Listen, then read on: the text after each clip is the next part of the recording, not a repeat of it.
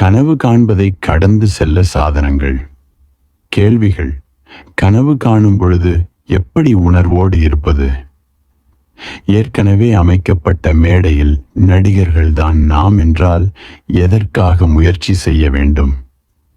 ஒருவனை கனவு காணும் பொழுது உணர்வோடு இருக்கச் செய்யும் வேறு சில உண்மைகளையும் நீங்கள் எங்களுக்கு விளக்க முடியுமா?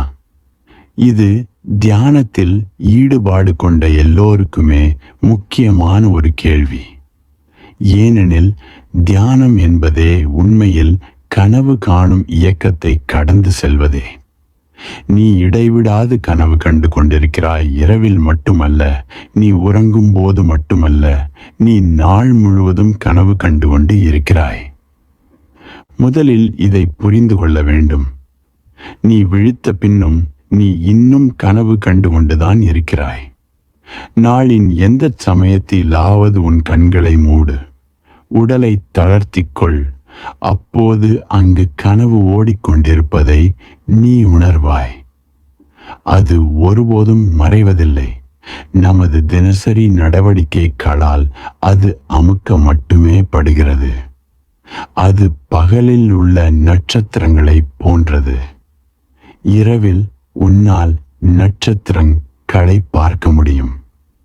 பகலில் உன்னால் அவைகளை பார்க்க முடியாது. ஆனால் அவை எப்பொழுதும் அங்கே இருக்கின்றன. அவை சூரிய ஒளியால் அமுக்கப்பட்டு விடுகின்றன. அவ்வளவே. நீ ஒரு ஆழமான கிணற்றுக்குள் சென்றால் அப்போது பகலில் கூட வானத்தில் இருக்கும் நட்சத்திரங்களை பார்க்க முடியும். நட்சத்திரங்களை பார்க்க ஒரு குறிப்பிட்ட அளவு இருள் வேண்டும். ஆகவே ஒரு ஆழமான கிணற்றின் உள்ளே போய் அதன் அடியிலிருந்து மேலே பார். அப்போது பகலிலும் கூட உன்னால் நட்சத்திரங்களை பார்க்க முடியும். நட்சத்திரங்கள் அங்கே உள்ளன. இரவில் அவை அங்கே இருக்கின்றன. பகலில் அவை அங்கே இல்லை என்பதல்ல. அவை எப்பொழுதும் அங்கே இருக்கின்றன. இரவில் அவைகளை சுலபமாக உன்னால் பார்க்க முடியும். பகலில் உன்னால் பார்க்க முடியாது. ஏனெனில் சூரிய ஒளி அதற்கு ஒரு தடையாக ஆகிவிடுகிறது. கனவு காண்பதற்கும் இதுவே பொருந்தும். நீ உறங்கும் போது மட்டும் கனவு காண்கிறாய் என்பது உண்மையல்ல. உறங்குகையில் நீ கனவுகளை சுலபமாக பார்க்கலாம். ஏனெனில் பகலின் வேலைகள் எதுவும் அப்பொழுது ஆங்கில்லை. ஆகவே உள்ளே நடக்கும் வேலைகளை பார்க்கவும் உணரவும் முடியும். நீ காலையில் எழும்பொழுது கனவு காணுதல் தொடர்ந்து உள்ளே நடந்து கொண்டுதான் இருக்கிறது. ஆனால் அதே சமயம் நீ வெளி வேலைகள் செய்ய ஆரம்பித்து விடுகிறாய். இப்படி வேலை செய்ய ஆரம்பிப்பது தினசரி வேலைகள் கனவு காண்பதை அமுக்கி வைக்கின்றன. கனவு காணுதல் அங்கிருக்கிறது. உன் கண்களை மூடு. ஒரு சாய்வு நாற்காலியில் உன்னை தளர்த்திக்கொள். அப்பொழுது திடீரென்று நீ உணர முடியும். அந்த நட்சத்திரங்கள் அங்கேதான் உள்ளன. அவை எங்கும் போய்விடவில்லை. கனவுகள் எப்பொழுதும் அங்கேதான் உள்ளன. அங்கு தொடர்ந்து இடைவிடாமல் அது செயல்படுகிறது. இரண்டாவது விஷயம், கனவு காண்பது தொடர்ந்து கொண்டிருக்கையில் நீ உண்மையிலேயே விழித்து விட்டாய் என்று சொல்ல முடியாது. இரவில் நீ அதிக உறக்கத்தில் இருக்கிறாய். பகலில் நீ குறைந்த உறக்கத்தில் இருக்கிறாய். ஆகவே வித்தியாசம் இரண்டின் அளவை பொறுத்ததே. ஏனெனில் கனவு காணுதல் இருக்கும்போது நீ விழித்து விட்டவனாக கூறுவது முடியாது.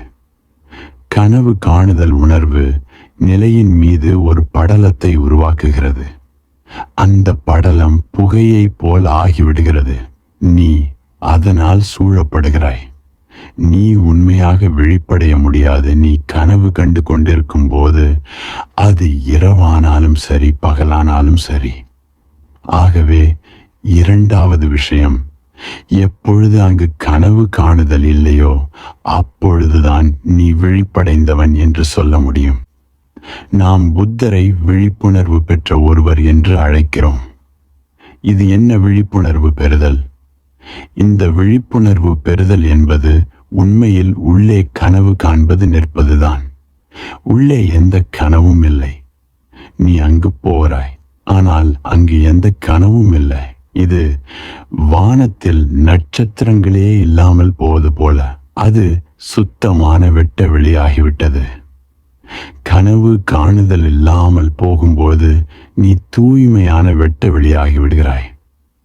இந்த தூய்மை, இந்த அப்பாவித்தனம், இந்த கனவு காணுதல் இல்லாத உணர்வு நிலை, இதுதான் ஞானமடைதல், விழிப்புணர்வடைதல் என்று அறியப்படுகிறது. உலகத்தில் உள்ள எல்லா ஆன்மீக மார்க்கங்களும் பல நூற்றாண்டுகளாக கிழக்கத்திய மற்றும் மேற்கத்திய நாடுகளைச் சேர்ந்தவை. மனிதன் தூக்கத்தில் இருக்கிறான் என்று சொல்லிக் கொண்டிருக்கின்றன. ஜீசஸ் இதை சொன்னார், புத்தர் இதை சொன்னார், உபனிஷத்துகள் இதை பற்றி பேசுகின்றன. மனிதன் உறக்கத்தில் இருக்கிறான். ஆகவே இரவில் நீ உறங்கிக் கொண்டிருக்கும் போது நீ ஒப்பீடாக அதிக உறக்கத்தில் இருக்கிறாய். பகலில் நீ குறைந்த உறக்கத்தில் இருக்கிறாய், அவ்வளவுதான். ஆகவே ஆன்மீகம் சொல்கிறது, மனிதன் உறங்கிக் கொண்டிருக்கிறான். இதை புரிந்து கொள்ள வேண்டும். இதன் அர்த்தம் என்ன? இந்த நூற்றாண்டில் வாழ்ந்த குருட்ஜீப் மனிதன் உறக்கத்தில் இருக்கிறான் என்ற உண்மையை அதிகம் வலியுறுத்தினார். அவர் சொன்னார், உண்மையை சொல்வதென்றால் மனிதன் என்பதே ஒரு வகை தூக்கம்தான். எல்லோரும் ஆழமான தூக்கத்தில் இருக்கிறார்கள். இப்படி சொல்வதற்கு என்ன காரணம்? உன்னால் அறிய முடியாது.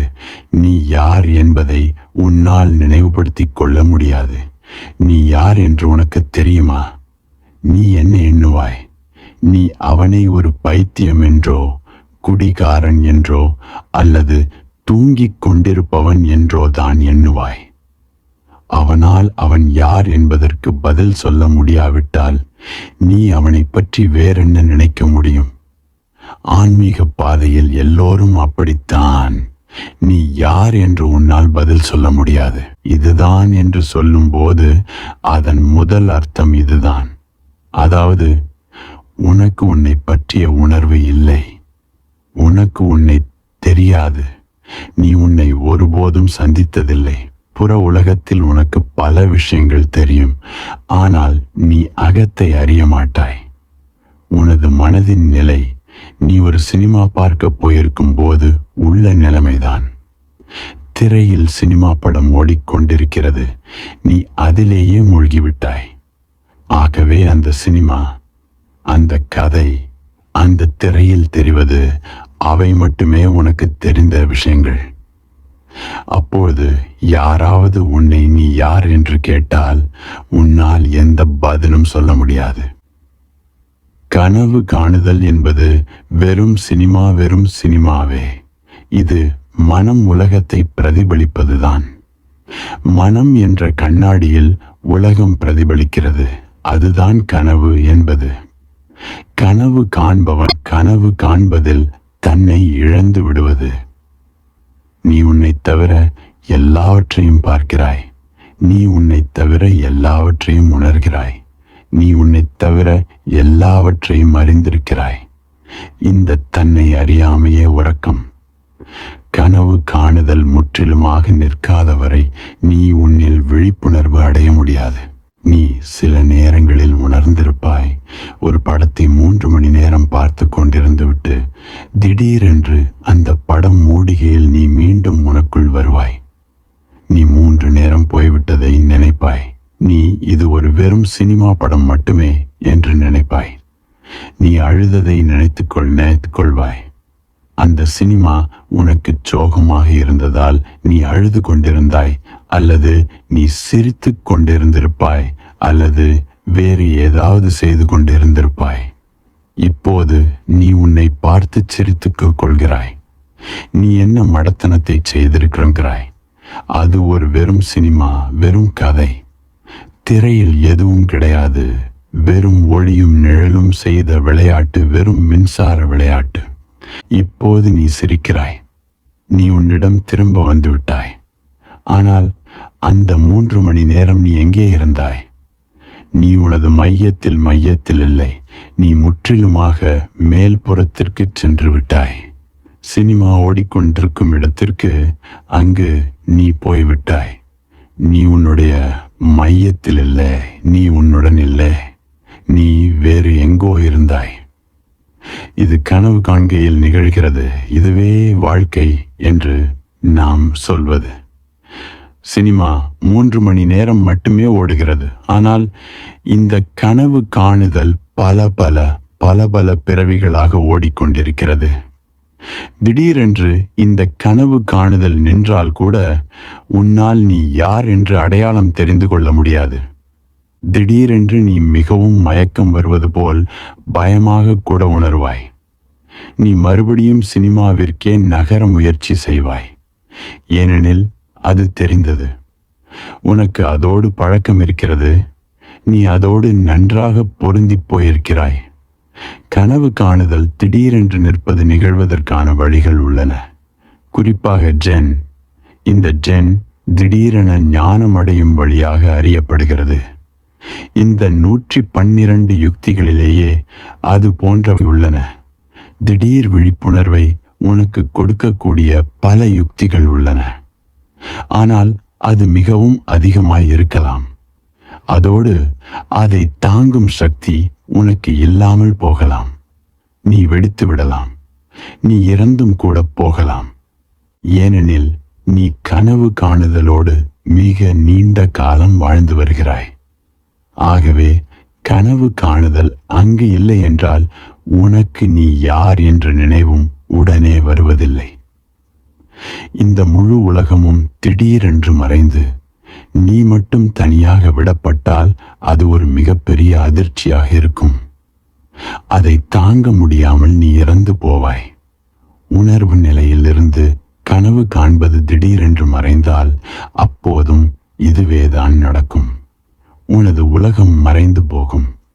ஏனெனில் உன்னுடைய உலகம் உன்னுடைய கனவு காணுதலே. நாம் உண்மையில் இந்த உலகத்தில் இல்லை.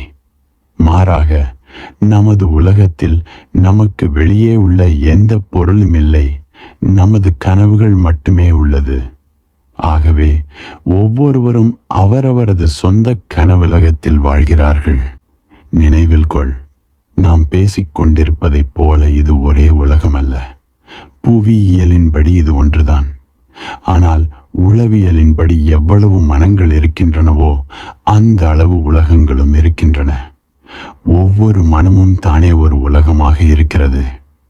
இப்போது நீ கனவு கண்டு கொண்டிருப்பது மறைந்தால் உன்னுடைய உலகமும் மறைந்து போகும். கனவுகள் இல்லாமல் வாழ்வது உனக்கு மிகவும் கடினமாயிருக்கும். அதனால்தான் திடீர் முறைகள் பொதுவாக பயன்படுத்தப்படுவதில்லை.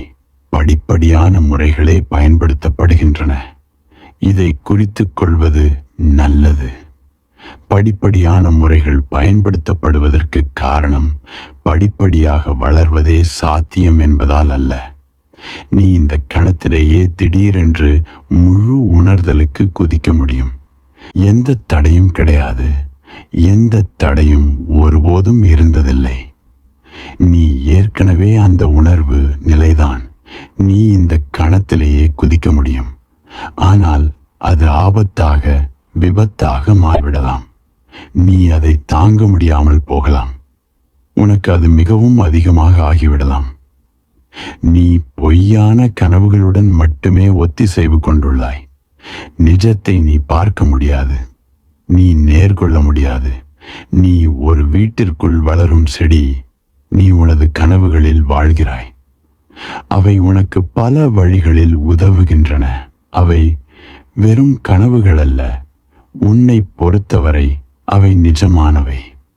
படிப்படியான முறைகள் பயன்படுத்தப்படுகின்றன. ஏனெனில் உணர்வதற்கு நேரம் தேவை என்பதால் அல்ல. உணர்ந்து கொள்ள நேரமே தேவையில்லை. உணர்ந்து கொள்ள கண்டிப்பாக நேரம் தேவையில்லை. உணர்ந்து கொள்வது ஏதோ எதிர்காலத்தில் அடையும் ஒன்றல்ல. ஆனால் படிப்படியான முறைகளின் மூலம் அதை நீ எதிர்காலத்தில் அடைவாய். ஆகவே படிப்படியான முறைகள் என்ன செய்கின்றன? அவை உணர்ந்து கொள்வதை உணர்வதற்கு உனக்கு உண்மையில் உதவுவதில்லை. அவை அதை நீ தாங்கிக் கொள்ளவே உதவி செய்கின்றன. அவை உன்னை திறனுள்ளவனாக வலிமையானவனாக மாற்றுகின்றன. அதனால் அந்த நிகழ்வு நிகழும்போது நீ அதை தாங்கிக் கொள்ள முடியும். ஞானத்திற்குள் உன்னை கொண்டு செல்லும் பாதையில் உன்னை வலிந்து கட்டாயமாகச் செலுத்தும் உடனடியான முறைகள் 7 உள்ளன. ஆனால் உன்னால் அவைகளை தாங்கிக் கொள்ள முடியாது. நீ குருடனாகிவிடலாம், மிக அதிக ஒளி, அல்லது நீ திடீரென இறந்து விடலாம், மிக அதிக ஆனந்தம். இந்த கனவு காணுதலை, நம் உள்ளே இந்த ஆழமான கனவை எப்படி இதை கடந்து செல்வது? இந்த கேள்வி இதை கடந்து செல்வதற்கு மிகவும் அர்த்தம் உள்ளது. ஒருவன் கனவு காணும் பொழுது உணர்வோடு இருக்கச் செய்யும் வேறு சில உண்மைகளையும் நீங்கள் எங்களுக்கு விளக்க முடியுமா? நான் மேலும் 2 முறைகளை பற்றி பேசுகிறேன். ஒன்று நேற்று நாம் விவாதித்தது. இன்று மேலும் 2 அதைவிட சுலபமானவை பற்றி பேசுவோம். முதலாவது நடிக்க ஆரம்பித்தல். இந்த முழு உலகமும் வெறும் ஒரு கனவு என்பது போல நடந்து கொள்ளல். நீ எதை செய்தாலும் அது ஒரு கனவென்பதை நினைவில் கொள். சாப்பிடும் பொழுது அது ஒரு கனவென்று நினைவில் கொள். நடக்கும்போது அது ஒரு கனவென்று நினைவில் கொள். நீ விழித்திருக்கும் வேளையில் உனது மனம் இடைவிடாது நினைவில் கொள்ளட்டும், அதாவது எல்லாமே கனவுதான். இந்த உலகத்தை மாயை, கற்பனை, கனவு என்று சொல்லும் காரணம் இதுதான். இது ஒரு தத்துவபூர்வமான விவாதம் அல்ல. துரதிருஷ்டவசமாக சங்கரா ஆங்கிலம், ஜெர்மன், பிரெஞ்சு, ஏனைய மேற்கத்திய மொழிகளில் மொழிபெயர்க்கப்பட்ட போது அவர் ஒரு வெறும் தத்துவவாதியாக புரிந்து கொள்ளப்பட்டார். இது மிகவும் தவறாக புரிந்து கொள்வதற்கு காரணமானது. மேற்கத்திய நாட்டில் தத்துவவாதிகள் உண்டு. உதாரணமாக பெர்க்லே. அவர் சொல்கிறார், உலகம் வெறும் கனவு, மனதின் கற்பனை. ஆனால் இது ஒரு தத்துவ ரீதியான கருத்து. பெர்க்லே இதை ஒரு கோட்பாடாகவே முன்மொழிந்தார். ஆனால் சங்கரா இந்த உலகத்தை கனவு என்று சொல்லும்போது அது தத்துவ ரீதியானது அல்ல, ஒரு கோட்பாடு அல்ல. சங்கரா இதை ஒரு உதவியாக முன்மொழிகிறார். ஒரு குறிப்பிட்ட தியானத்திற்கு உதவியாக இதை சொல்கிறார். அந்த தியானம் இதுதான். நீ கனவு காணும் பொழுது அது கனவு என்று நினைவு கொள்ள விரும்பினால் நீ விழித்திருக்கும் பொழுதே ஆரம்பிக்க வேண்டும்.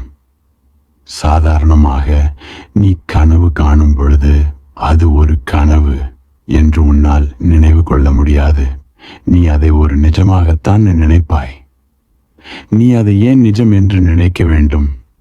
ஏனெனில் முழு பகலிலும் நீ எல்லாவற்றையும் நிஜம் என்று நினைத்துக் கொண்டிருக்கிறாய். அது உனது அணுகுமுறையாக, நிலையான அணுகுமுறையாக மாறிவிட்டது. நீ விழித்திருக்கும் பொழுது குளிக்கிறாய், அது நிஜமானது. நீ விழித்திருக்கும் பொழுது சாப்பிடுகிறாய், அது நிஜமானது. நீ விழித்திருக்கும் பொழுது ஒரு நண்பனுடன் பேசுகிறாய், அது நிஜமானது. முழு பகலிலும் முழு வாழ்விலும் நீ நினைப்பது எதுவாக இருந்த போதிலும் உனது அணுகுமுறை அது நிஜமானது என்பதாகவே இருக்கிறது. இது நிலையானதாகி விடுகிறது. இது மனதின் நிலையான அணுகுமுறையாக மாறிவிடுகிறது.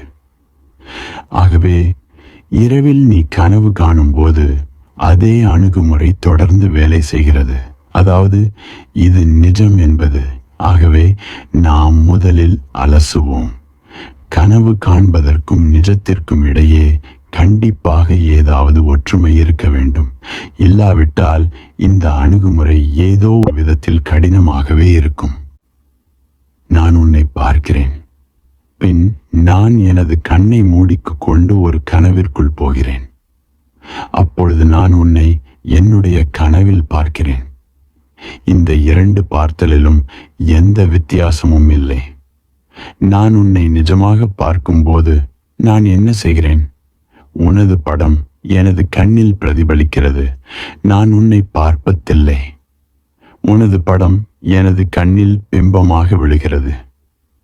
பிறகு அந்த படம் ஒரு புதிரான இயக்கத்தின் மூலமாக எடுத்துச் செல்லப்படுகிறது. இது எப்படி என்று சொல்லக்கூடிய நிலைமைக்கு இன்னும் விஞ்ஞானம் வளரவில்லை.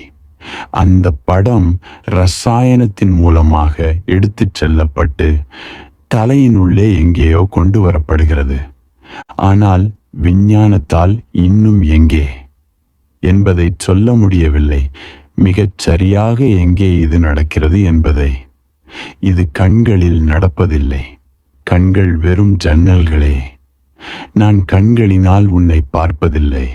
நான் உன்னை கண்களின் மூலமாக பார்க்கிறேன்.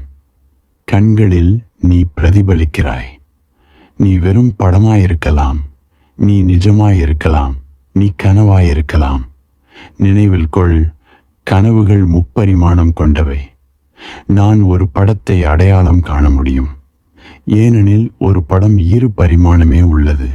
கனவுகள் முப்பரிமாணம் உள்ளவை. ஆகவே அவை மிகச் சரியாக உன்னைப் போலவே தெரிகின்றன. பார்ப்பது எதுவாயிருந்தாலும் அது நிஜமா அல்லது நிஜமில்லையா என்பதை கண்களால் சொல்ல முடியாது. தீர்மானிக்க எந்த வழியும் கண்களில் இல்லை. கண்கள் தீர்மானிப்பவை அல்ல. பிறகு அந்த படம் ரசாயன தகவல்களாக மாற்றப்படுகிறது. இந்த ரசாயன தகவல்கள் மின்சார அலைகள் போன்றவை. அவை தலையினுள் எங்கோ போகின்றன. கண்கள் தொடர்பு கொள்ளும் அந்த பார்க்கும் பகுதியாக உள்ள புள்ளி எது என்பது இன்று வரை தெரியவில்லை. அலைகள் மட்டுமே தரையை அடைகின்றன. பின் அவை புரிந்து கொள்ளப்படுகின்றன. பிறகு மறுபடியும் இதே முறையில் செயல்படுவதன் மூலம் நான் என்ன நடக்கிறது என்பதை தெரிந்து கொள்கிறேன். நான் எப்போதும் உள்ளே இருக்கிறேன். நீ எப்போதும் வெளியே இருக்கிறாய். எனவே சந்திப்பு நிகழ்வதே இல்லை. ஆகவே நீ நிஜமா வெறும் கனவா என்பது ஒரு பிரச்சனையே அல்ல. இந்த கணத்திலேயே கூட நீ நிஜமாக இங்கு இருக்கிறாயா அல்லது நான் கனவு காண்கிறேனா என்பதை தீர்மானிக்க எந்த வழியும் இல்லை. என்னை கேட்டுக்கொண்டிருக்கும் போது நீ நிஜமாகவே என்னை கேட்டுக்கொண்டிருக்கிறாய். நீ கனவு கண்டு கொண்டிருக்கவில்லை என்று எப்படி உன்னால் கூற முடியும்? ஒரு வழியும் இல்லை. அதனால்தான் நீ நாள் முழுவதும் கடைபிடிக்கும் அணுகுமுறை இரவிற்கும் எடுத்துச் செல்லப்பட்டு விடுகிறது.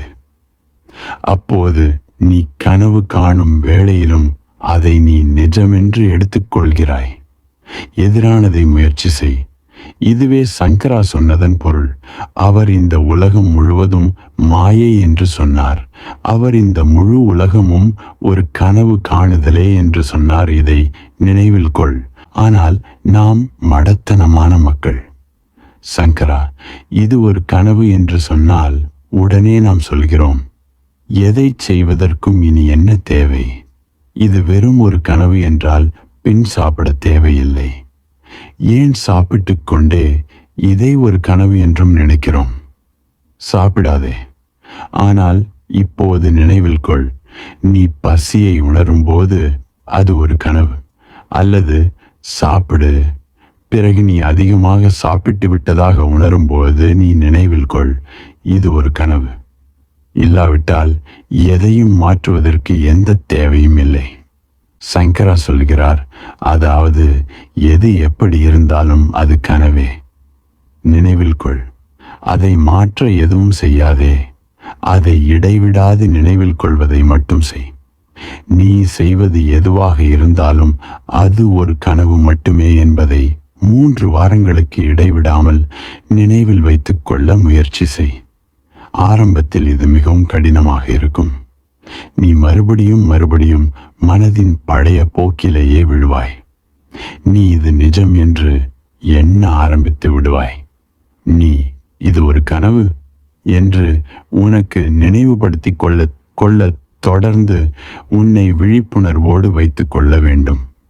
3 வாரங்களுக்கு தொடர்ந்து நீ இந்த அணுகுமுறையை கடைபிடிக்க முடிந்தால் பிறகு 4வது 5வது வாரங்களில் எந்த இரவில் நீ கனவு காணும் போது வேண்டுமானாலும் திடீரென்று உன் நினைவுக்கு வரலாம், இது ஒரு கனவு என்று. உணர்வு நிலையோடு விழிப்பு நிலையோடு கனவுகளில் ஊடுருவ இது ஒரு வழி. நீ இரவில் கனவு காணும் வேளையில் அது ஒரு கனவு என்பதை நினைவு கொள்ள முடிந்தால், பிறகு பகலிலும் இது ஒரு கனவு என்பதை நினைவில் கொள்ள எந்த முயற்சியும் உனக்கு தேவையில்லை. நீ அதை அறிந்து கொள்வாய். ஆரம்பத்தில் நீ இதை பயிற்சி செய்யும் போது இது ஒரு பொய் நம்பிக்கையை ஏற்படுத்துவதாக இருக்கும். நீ வெறும் நம்பிக்கையில் மட்டுமே துவங்க வேண்டும், இது ஒரு கனவு என்று. ஆனால் நீ இது ஒரு கனவு என்று நீ கனவு காணும் போது நினைவு கொள்கையில இது உண்மையானதாக ஆகிறது. பிறகு பகலில் நீ காலையில் எழும்பொழுது நீ தூக்கத்திலிருந்து எழுந்திருப்பதாக உணரமாட்டாய்.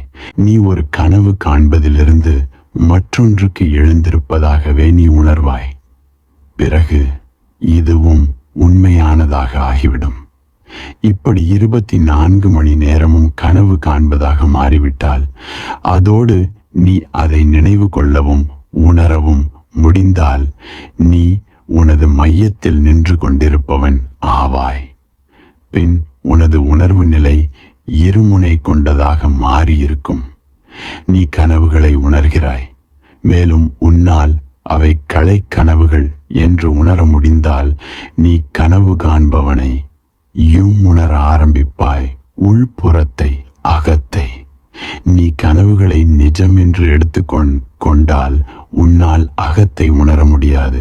சினிமா உண்மையானதாக மாறிவிடும் போது நீ உன்னை மறந்து விடுகிறாய். சினிமா படம் முடியும் பொழுது அது நிஜமல்ல என்பதை நீ உணரும் போது உன்னுடைய நிஜ இயல்பு வெளிவருகிறது, உடைத்து கொண்டு வருகிறது. நீ உன்னை உணர முடிகிறது. இது ஒரு வழி. இது இந்தியாவின் மிக பழமையான முறைகளில் ஒன்று. அதனால்தான் நாம் இந்த உலகம் நிஜமல்ல என்று வலியுறுத்தி வந்தோம். நாம் இதை தத்துவ ரீதியாக சொல்லவில்லை. நாம் இந்த வீடு மாயை, ஆகவே நீ இதன் சுவர்களுக்குள் புகுந்து வரலாம் என்று சொல்லவில்லை.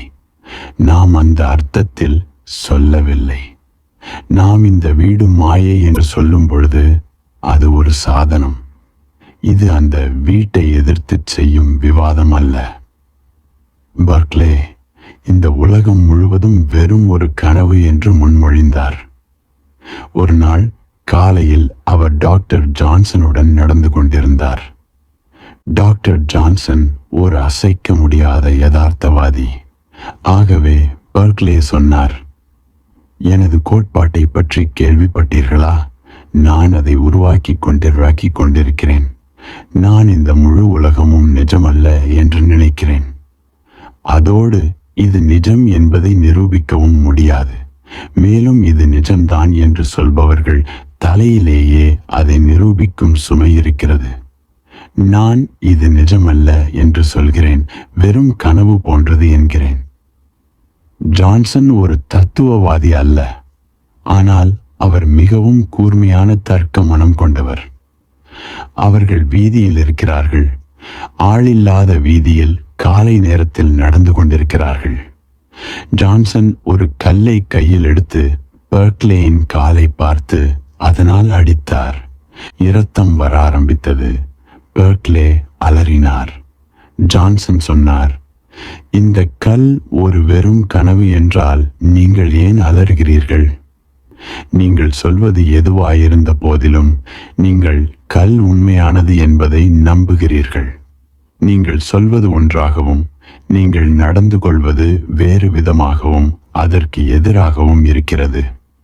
உங்கள் வீடு வெறும் கனவு என்றால் பின் நீங்கள் எங்கு திரும்பி போகிறீர்கள்? இந்த காலை நேர நடைக்கு பின் நீங்கள் எங்கே திரும்பி போகிறீர்கள்?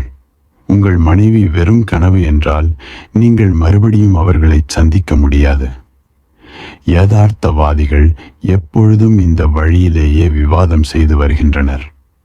ஆனால் அவர்கள் சங்கராவுடன் இந்த வழியில் விவாதம் செய்ய முடியாது. ஏனெனில் அவருடையது தத்துவ ரீதியான கோட்பாடு அல்ல. அது யதார்த்தத்தை பற்றி எதுவும் சொல்வதில்லை. அது பேரண்டத்தை பற்றிய எதையும் முன்மொழிவதில்லை. பதிலாக அது உன் மனத்தை மாற்றும் ஒரு சாதனம், அடிப்படையில் நிலைத்துள்ள அணுகுமுறையை மாற்றுவது. அதன் மூலம் இந்த உலகத்தை வேறு விதமாக, முற்றிலும் வேறு விதமாக உன்னை பார்க்கச் செய்வது. இதுதான் பிரச்சனை. இந்திய சிந்தனைக்கு தொடர்ந்து வரும் பிரச்சனை. ஏனெனில் இந்திய சிந்தனைக்கு எல்லாமே தியானத்திற்கான சாதனங்கள் மட்டுமே. நமக்கு உண்மையா பொய்யா என்பதில் அக்கறை இல்லை. நாம் மனிதனை மாற்றுவதற்கு அது பயன்படுவதை பற்றியே அக்கறை கொண்டுள்ளோம். இது மேற்கத்திய மனத்திலிருந்து மிகவும் வேறுபட்டது. அவர்கள் ஒரு கோட்பாட்டை முன்மொழியும் போது அவர்களுடைய அக்கறை அது உண்மையா உண்மை இல்லையா, அதை தர்க்க ரீதியாக நிரூபிக்க முடியுமா முடியாதா என்பதிலேயே இருக்கிறது. நாம் எதையாவது முன்மொழியும் போது நமது அக்கறை அதன் உண்மையில் இருப்பதில்லை. மாறாக அதை பயன்படுத்தலை பற்றி, அதனுடைய திறனை பற்றி, அது மனித மனத்தை மாற்ற முடியக்கூடிய ஆற்றலை பற்றியே உள்ளது. அது உண்மையாயிருக்கலாம், அது உண்மை இல்லாததாயிருக்கலாம். பார்க்க போனால் அது இரண்டுமல்ல, அது ஒரு வெறும் சாதனம். நீ சிறையில் இருக்கிறாய். நான் வெளியே மலர்களை பார்க்கிறேன். காலையில் சூரியன் எழுகின்றது. எல்லாம் மிகவும் அழகாக இருக்கின்றன. நீ ஒருபோதும் வெளியே வந்தது இல்லை. நீ ஒருபோதும் மலர்களை பார்த்ததில்லை. மேலும் நீ ஒருபோதும் காலை சூரியனை பார்த்ததில்லை. நீ ஒருபோதும் திறந்த வானத்தை பார்த்ததில்லை. உனக்கு அழகு என்றால் என்னவென்று தெரியாது. நீ மூடிய சிறைக்குள் வாழ்ந்து விட்டாய். நான் உன்னை வெளியே அழைத்து வர விரும்புகிறேன். நீ திறந்த வானத்தின் கீழே வந்து இந்த மலர்களை சந்திக்க வேண்டும் என்று நான் விரும்புகிறேன். நான் எப்படி இதை செய்வது? உனக்கு மலர்களை தெரியாது. நான் மலர்களை பற்றி பேசினால் நீ நினைக்கிறாய் அவருக்கு பைத்தியம் பிடித்து விட்டது, மலர்களே கிடையாது. நான் காலை சூரியனை பற்றி பேசினால் நீ நினைக்கிறாய் அவர் ஒரு தீர்க்கதரிசி, அவர் கனவுகளையும் தோற்றங்களையும் பார்க்கிறார், அவர் ஒரு கவிஞர்.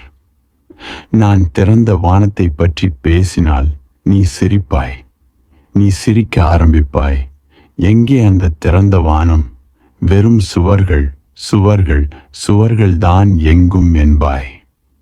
ஆகவே நான் என்ன செய்வது? நீ புரிந்து கொள்ளும்படியான ஏதோ ஒரு சாதனத்தை நான் கண்டுபிடிக்க வேண்டும். மேலும் அது நீ வெளியேற உதவுவதாய் இருக்க வேண்டும். ஆகவே நான் வீழ்த்தி பற்றி கொண்டதாக சொல்லி கொண்டு நானும் ஓட ஆரம்பிக்கிறேன். இது தோற்றிக்கொள்கிறது. நீயும் என்னோடு ஓட ஆரம்பித்து வெளியே வந்து விடுகிறாய். அதன் பின் நீ அறிந்து கொள்வாய், அதாவது நான் கூறியது உண்மையோ பொய்யோ அல்ல, அது ஒரு வெறும் சாதனம். பிறகு நீ மலர்களை அறிந்து கொள்வாய். அதன் பின் உன்னால் என்னை மன்னித்து விட முடியும். புத்தர் இதை செய்தார், மகாவீரர் இதை செய்தார், சிவா இதை செய்தார், சங்கரா இதை செய்தார். நம்மால் அவர் களைப்பினால் மன்னித்து விட முடியும். நாம் எப்பொழுதுமே அவர்களை மன்னித்து விடுகிறோம். ஏனெனில் ஒரு முறை நாம் வெளியே வந்தவுடன் நமக்கு அவர்கள் ஏன் இப்படி செய்தார்கள் என்பது தெரிந்து விடுகிறது. பிறகு நாம் புரிந்து கொள்கிறோம் அவர்களுடன் விவாதிப்பது பயனற்றது. ஏனெனில் அது விவாதத்திற்குரிய கேள்வியே அல்ல. நெருப்பு எங்கும் இல்லை. ஆனாலும் நாம் அந்த மொழியையே புரிந்து கொள்கிறோம். மலர்கள் இருக்கின்றன, ஆனால் நம்மால் மலர்களின் மொழியை புரிந்து கொள்ள முடியாது. இந்த குறியீடுகள் நம்மை பொறுத்தவரை அர்த்தமற்றன. இது ஒரு வழி. இதை தவிர இன்னொரு இரண்டாவது வழி இருக்கிறது. அது இதன் மறு துருவம். இந்த முறை ஒரு துருவம், மற்றொரு முறை இதே விஷயத்தின் மறு துருவம். இந்த முறை எல்லாவற்றையும் ஒரு கனவாக உணர்வதற்கு ஆரம்பிப்பது. மற்றொரு முறை இந்த உலகத்தை பற்றி எதுவுமே நினைக்காமல், மாறாக தொடர்ந்து இடைவிடாமல் நான் இருக்கிறேன் என்பதை நினைவில் வைத்திருத்தல். குருட்ஜிப் இந்த இரண்டாவது முறையை பயன்படுத்தினார். இந்த இரண்டாவது முறை சூப்பி மரபிலிருந்து இஸ்லாமிலிருந்து வந்தது. அவர்கள் இதன் மேல் மிக ஆழமாக வேலை செய்துள்ளனர். நினைவில் கொள், நான் இருக்கிறேன். நீ என்ன செய்து கொண்டிருந்தாலும், நீ தண்ணீர் குடித்து கொண்டிருக்கிறாய், நீ உணவு சாப்பிட்டு கொண்டிருக்கிறாய், நினைவில் கொள், நான் இருக்கிறேன். சாப்பிட்டு கொண்டே நினைவில் வைத்து கொண்டே இரு, நான் இருக்கிறேன், நான் இருக்கிறேன். இதை மறந்து விடாதே. இது கடினம், ஏனெனில் உனக்கு ஏற்கனவே நீ இருக்கிறாய் என்று தெரியும் என்று நீ நினைக்கிறாய். ஆகவே இதை நினைவில் வைத்து கொண்டே இருக்க என்ன தேவை? நீ ஒருபோதும் இதை நினைவு வைத்துக் கொள்ள மாட்டாய். ஆனால் இது மிக மிக ஆற்றலுள்ள யுக்தி. நடந்து கொண்டிருக்கும் பொழுது நினைவில் கொள், நான் இருக்கிறேன், நான் இருக்கிறேன், நான் இருக்கிறேன், நான் இருக்கிறேன். இதை மறந்து விடாதே. நீ என்னை கேட்டு கொண்டிருக்கிறாய், இதை இங்கேயே செய். நீ என்னை கேட்டு கொண்டிருக்கிறாய். இதில் ஒரே அடியாக கலந்து விடாதே, அடையாளம் கொள்ளாதே, சம்பந்தம் கொள்ளாதே. நான் சொல்வது எதுவாக இருந்தாலும் நினைவில் கொள். தொடர்ந்து உன்னை நினைவில் கொள். கேட்டல் அங்கு இருக்கிறது, சொற்கள் அங்கு உள்ளன. யாரோ பேசிக் கொண்டிருக்கிறார்கள். நீ இருக்கிறாய், நான் இருக்கிறேன், நான் இருக்கிறேன், நான் இருக்கிறேன். இந்த நான் இருக்கிறேன் என்பதை பற்றிய விழிப்புணர்வு எப்போதும் இருக்கட்டும். இது மிகவும் கடினம். நீ ஒரே ஒரு நிமிடத்திற்கு கூட தொடர்ந்து நினைவு வைத்து கொள்ள முடியாது. இதை முயற்சி செய். உனது கடிகாரத்தை உன் கண்களின் முன்னே வை. பிறகு வினாடி முள்ளை பார். 1 வினாடி, 2 வினாடி, 3 வினாடி, தொடர்ந்து அதை பார். 2 காரியங்கள் செய். வினாடி முள்ளின் அசைவை பார்த்து கொண்டே இரு. அதே சமயம் தொடர்ந்து நான் இருக்கிறேன், நான் இருக்கிறேன் என்பதை நினைவில் வைத்திரு. 5 அல்லது 6 வினாடிகளில் நீ மறந்துவிட்டதை நீ உணர்வாய். திடீரென்று நீ நினைத்து கொள்வாய், பல வினாடிகள் சென்று விட்டன, ஆனால் நான் இருக்கிறேன் என்பதை நினைவு கொள்ளவில்லையே. ஒரு முழு நிமிடம் நினைவில் வைத்துக் கொள்வது கூட ஒரு அற்புதம்தான். மேலும் உன்னால் ஒரு நிமிடத்திற்கு நினைவில் வைத்துக் கொள்ள முடிந்தால் இந்த யுக்தி உனக்கானது. பின் அதை செய். இதன் மூலம் கனவுகளை கடந்து உன்னால் போக முடியும். மேலும் கனவுகளை கனவுகள் என்று அறிந்து கொள்வதும் முடியும். இது எப்படி வேலை செய்கிறது? நீ பகல் முழுவதும் நான் இருக்கிறேன் என்பதை நினைவு கொள்ள முடிந்தால் பின் இது உன் கனவிலும் புகுந்துவிடும். அப்போது நீ கனவு கண்டு கொண்டிருக்கும் போது தொடர்ந்து நீ நான் இருக்கிறேன் என்பதை நினைவு கொள்வாய். நீ கனவில் நான் இருக்கிறேன் என்பதை நினைவு கொள்ள முடிந்தால் திடீரென்று அந்த கனவு ஒரு வெறும் கனவாக ஆகிவிடுகிறது. அதன்பின் கனவு உன்னை ஏமாற்ற முடியாது. அதன்பின் கனவை உண்மை என உணர முடியாது. இதுதான் இது இயங்கும் முறை. கனவு உண்மை என உணரப்படுகிறது. ஏனெனில் நீ சுய நினைவு கொண்டவனாய் இருப்பதில்லை. நீ நான் இருக்கிறேன் என்பதில்லாமல் இருக்கிறாய். தன்னை நினைவு கொள்ளாமல் இருக்கும் பொழுது கனவு உண்மையாக மாறிவிடுகிறது. தன்னை நினைவு கொண்டிருந்தால் அப்போது உண்மை நிஜமென்று அழைக்கப்படுவது ஒரு கனவாக மாறிவிடுகிறது. இதுதான் கனவு காணுதலுக்கும் நிஜத்திற்கும் உள்ள வேறுபாடு. தியான ரீதியான மனத்திற்கு அல்லது தியான விஞ்ஞானத்தின்படி இதுதான் ஒரே வித்தியாசம். நீ இருந்தால் அப்பொழுது முழு நிஜமும் வெறும் ஒரு கனவு. நீ இல்லை என்றால் அப்போது கனவு காண்பதே நிஜமாக மாறிவிடுகிறது. நாகார்ஜுனா சொல்கிறார், இப்போது நான் இருக்கிறேன், அந்த உலகம் இல்லை. நான் இல்லாத பொழுது அந்த உலகம் இருந்தது. ஏதோ ஒன்றுதான் இருக்க முடியும். இதன் அர்த்தம் இந்த உலகம் மறைந்து விட்டது என்பதல்ல. நாகார்ஜுனா இந்த உலகத்தை பற்றி பேசவில்லை. அவர் கனவு காணும் உலகத்தை பற்றி பேசுகிறார். ஒன்று நீ இருக்க முடியும், அல்லது கனவுகள் இருக்க முடியும். இரண்டும் இருக்க முடியாது. ஆகவே முதல் படி தொடர்ந்து இடைவிடாமல் நான் இருக்கிறேன் என்பதை நினைவு வைத்துக் கொண்டே இருப்பது. வெறும் நான் இருக்கிறேன், ராமா என்று சொல்லாதே, ஷியாம் என்று சொல்லாதே, எந்த பெயரையும் பயன்படுத்தாதே, ஏனெனில் நீ அதுவல்ல. வெறும் நான் இருக்கிறேன் என்பதையே பயன்படுத்து. எந்த செயலிலாவது இதை முயற்சி செய், பிறகு அதை உணரு. நீ உள்ளே அதிகம் உண்மையாக மாறும் பொழுது உன்னை சூழ்ந்துள்ள வெளி உலகம் அதிகம் பொய்யாக மாறும். உண்மை நான் ஆக மாறும், உலகம் உண்மை அல்லாததாக மாறும். இந்த உலகம் உண்மை அல்லது இந்த நான் உண்மை, இரண்டும் உண்மையாக இருக்க முடியாது. இப்போது நீ ஒரு வெறும் கனவு என்று உணர்கிறாய். அப்போது உலகம் உண்மை யாய் இருக்கிறது. இதை மாற்று, நீ உண்மையாக மாறு. அப்பொழுது உலகம் உண்மையற்றதாக மாறிவிடும். குருட்ஷிப் இந்த முறையின் மேல் தொடர்ந்து வேலை செய்தார். அவரது பிரதான சிஷ்யன் P.T. ஆஸ்பென்ஸ்கி இதை சொல்கிறார். குருட்ஷிப் அவர் மேல் இந்த முறையில் வேலை செய்து கொண்டிருந்தார். இவர் 3 மாதங்கள் தொடர்ந்து இந்த நான் இருக்கிறேன், நான் இருக்கிறேன், நான் இருக்கிறேன் என்பதை நினைவு வைத்துக் கொள்வதை பயிற்சி செய்தார். 3 மாதங்களுக்கு பிறகு எல்லாம் நின்றுவிட்டது. எண்ணங்கள், கனவுகள் எல்லாம் நின்றுவிட்டது. ஒரே ஒரு சப்தம் மட்டும் உள்ளே அழிவற்ற இசையைப் போல ஒலித்துக் கொண்டிருந்தது. நான் இருக்கிறேன், நான் இருக்கிறேன், நான் இருக்கிறேன், நான் இருக்கிறேன்.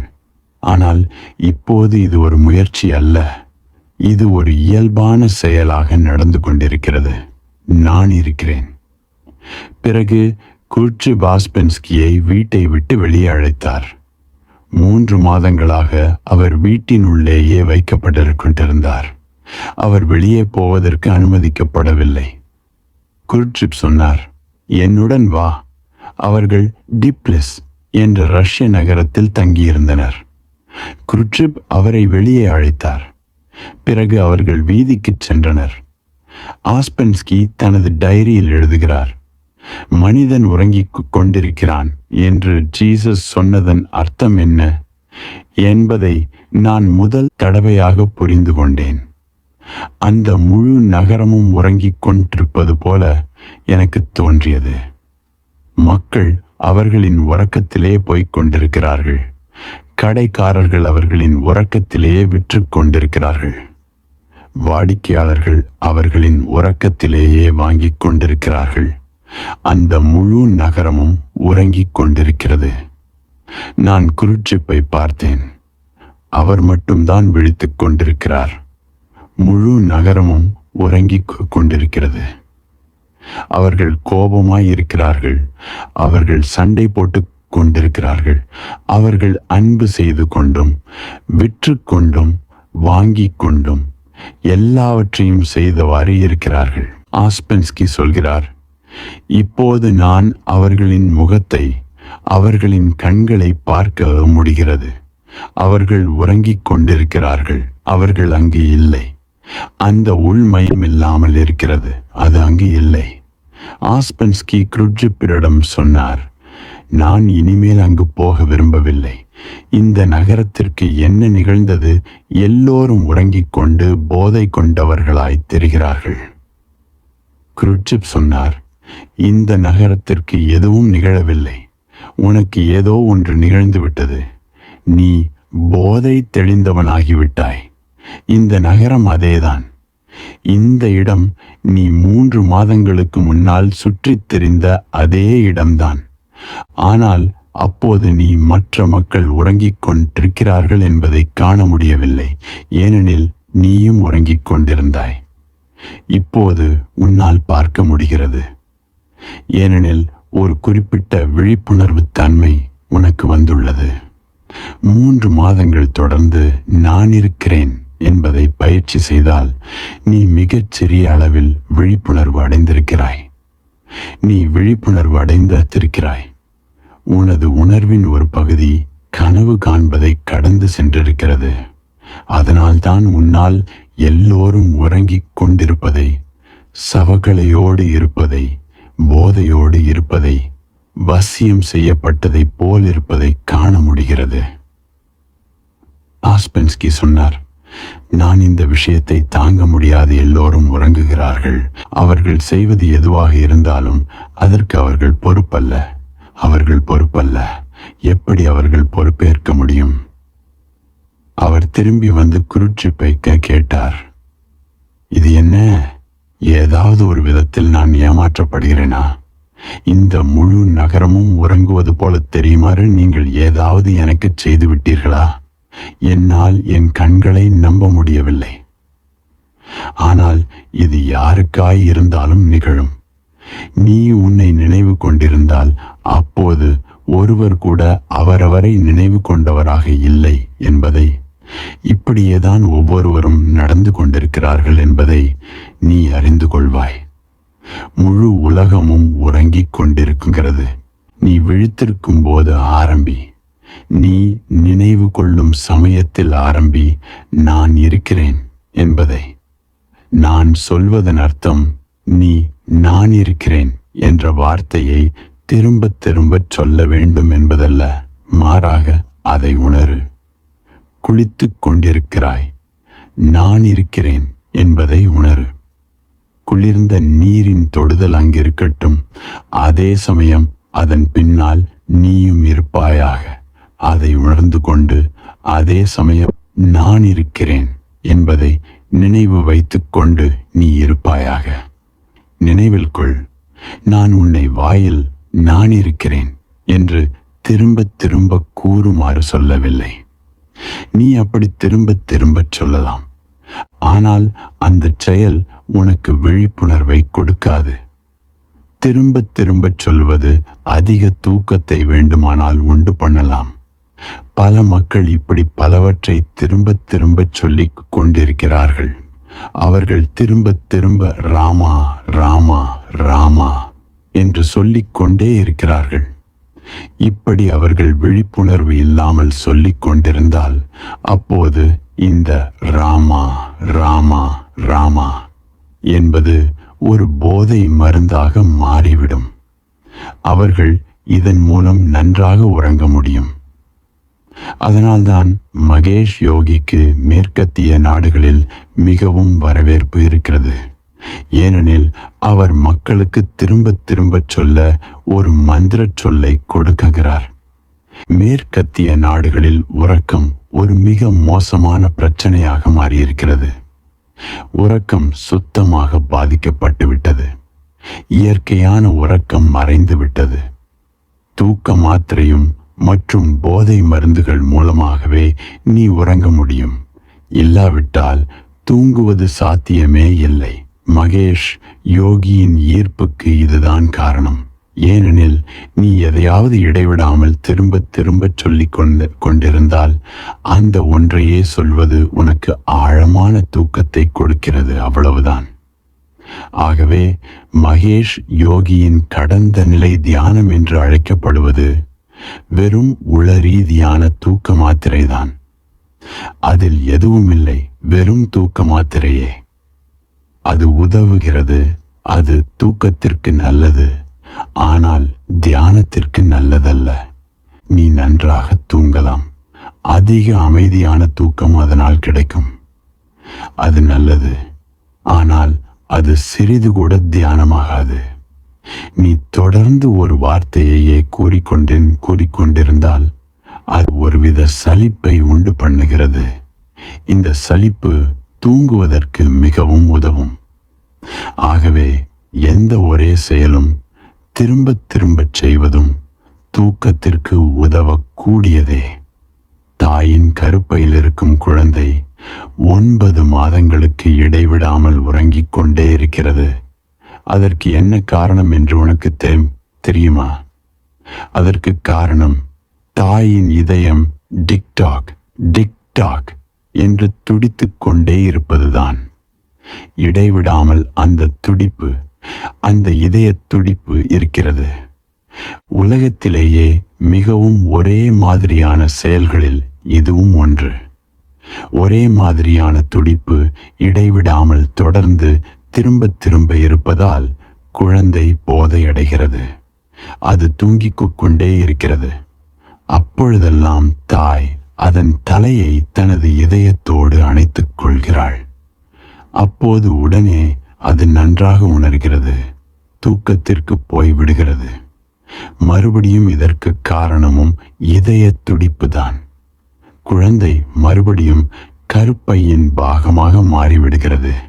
இதனால்தான் நீ குழந்தை இல்லை என்றாலும் கூட உன் மனைவியோ உன் காதலியோ உனது தலையை அவளது இதயத்தில் சாய்த்து வைத்து கொண்டவுடன் நீ அந்த ஒரே மாதிரியான துடிப்பால் உறக்கத்தை உணர்வாய். உளவியலாளர்கள் யோசனை சொல்கிறார்கள். அதாவது, உன்னால் உறங்க முடியவில்லை என்றால் அப்பொழுது கடிகாரத்தின் மேல் முழு கவனத்தையும் செலுத்து.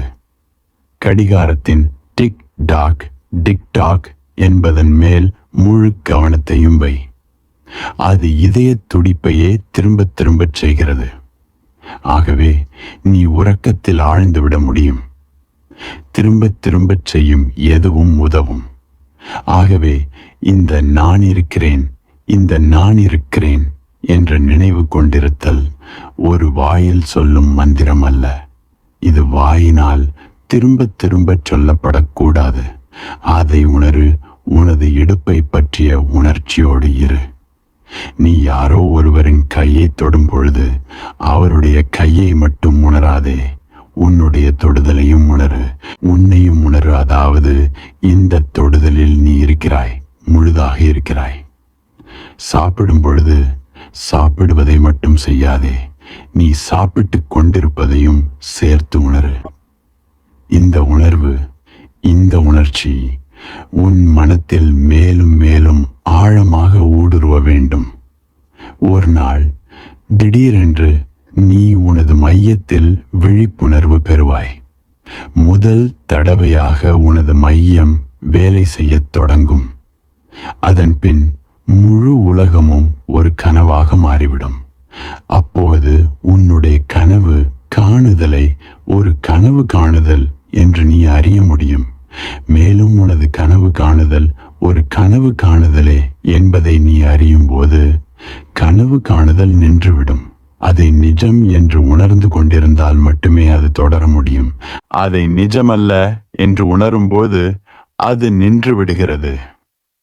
உன்னில் கனவு காணுதல் நின்றுவிட்டால் நீ ஒரு மாறிவிட்ட மனிதன். பழைய மனிதன் இறந்து விட்டான். தூங்கும் மனிதன் இறந்து விட்டான். நீ அப்போதிருந்த மனிதனாக இப்பொழுது இருக்க மாட்டாய்.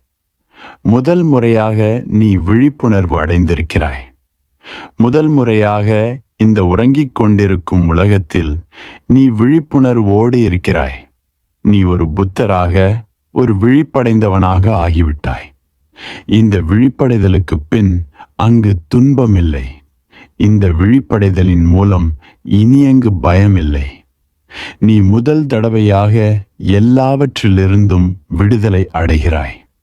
உறக்கத்திலிருந்து விடுதலை அடைவதும், கனவு காண்பதிலிருந்து விடுதலை அடைவதும் எல்லாவற்றிலிருந்தும் விடுதலை அடைவதாகும். நீ சுதந்திரம் பெற்றுவிட்டாய். வெறுப்பு, கோபம், பேராசை மறைந்து போகும். நீ வெறும் அன்பாகி விடுவாய். அன்பு காட்டுபவனாக அல்ல, நீ வெறும் அன்பாக ஆகிவிடுவாய். நாம் எல்லோரும் ஏற்கனவே எழுதப்பட்ட நாடகத்தில் நடிக்கும் நடிகர்கள் என்றால் அந்த நாடகத்தின் ஒரு அத்தியாயத்தில் ஒரு குறிப்பிட்ட நேரத்தில் நமது நிலை மாற்றமும் இருக்க வேண்டும்.